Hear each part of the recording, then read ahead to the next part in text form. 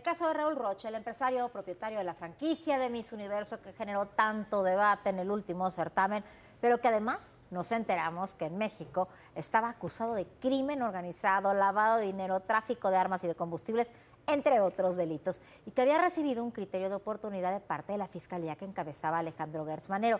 O sea, que en lugar de procesarlo por todos esos delitos por los cuales era investigado, se había convertido en testigo colaborador y sigue este caso dando de qué hablar. Sigue dando de qué hablar porque sigue dando materia. Primero se dijo que se cancelaría ese criterio de oportunidad y aparentemente no ha sido así. Por lo menos si ha sido así, no hemos tenido novedades.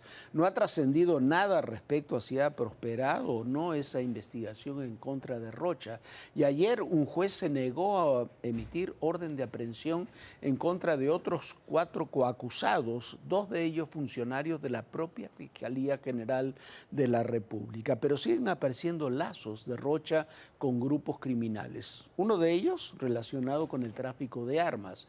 Es la relación con el llamado Sindicato Nacional 25 de Marzo y su líder, Guillermo Fragoso Báez, prófugo después de una denuncia que le presentó en su contra la Fiscalía del Estado de México.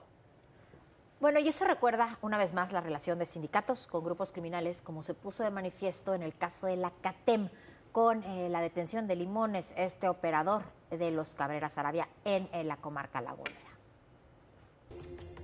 En 23 días de escándalos en torno al empresario Raúl Rocha Cantú, la justicia no hace acto de presencia.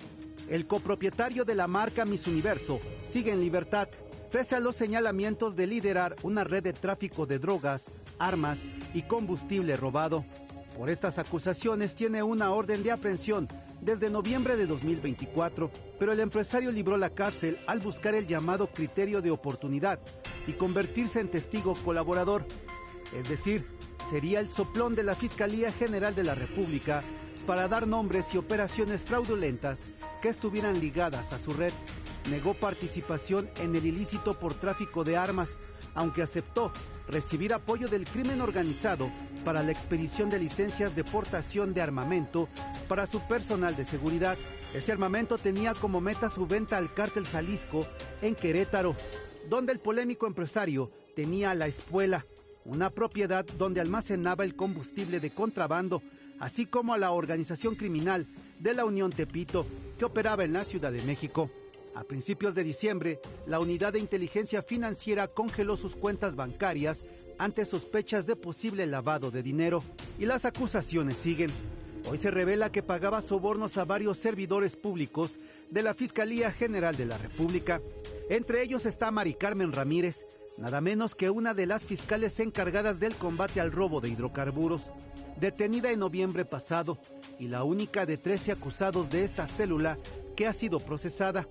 Así lo revela el expediente de la Fiscalía contra Rocha Cantú y sus cómplices, en el que se documenta que ella recibía al líder criminal Jacobo Reyes León en sus oficinas.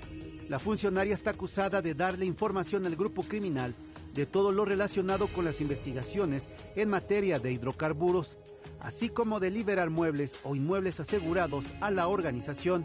Pero la red de corrupción es mayor. En febrero pasado se cateó un inmueble de la colonia Lomas de Chapultepec, en la Ciudad de México. En el lugar se encontraron documentos que refieren pagos de hasta 250,000 pesos a funcionarios de la Fiscalía General de la República, otros 250,000 pesos para personal de la FGR en Querétaro, entidad donde está el centro de operaciones de la banda. Y pese a las pruebas, un juez de distrito en Querétaro negó a la Fiscalía General de la República la orden de aprehensión contra 4 personas de los 3 implicados en la red. 2 de ellos eran funcionarios de la Fiscalía. Bueno, ahí así están las cosas. El caso toda la historia de Raúl Rocha da para muchísimo más como lo da esta historia de los sindicatos y el crimen organizado. Cada vez hay más relaciones entre grupos o sindicatos o grupos que se presentan como sindicatos y el crimen organizado, y particularmente son muy útiles en muchos ámbitos, pero sobre todo en uno, en lo que es la extorsión.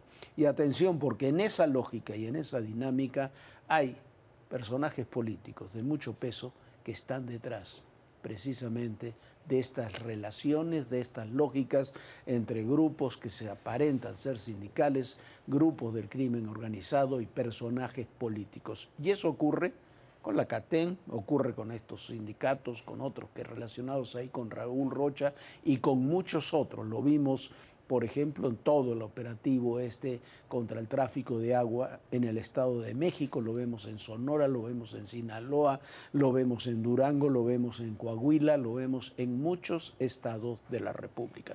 Sí, Jorge.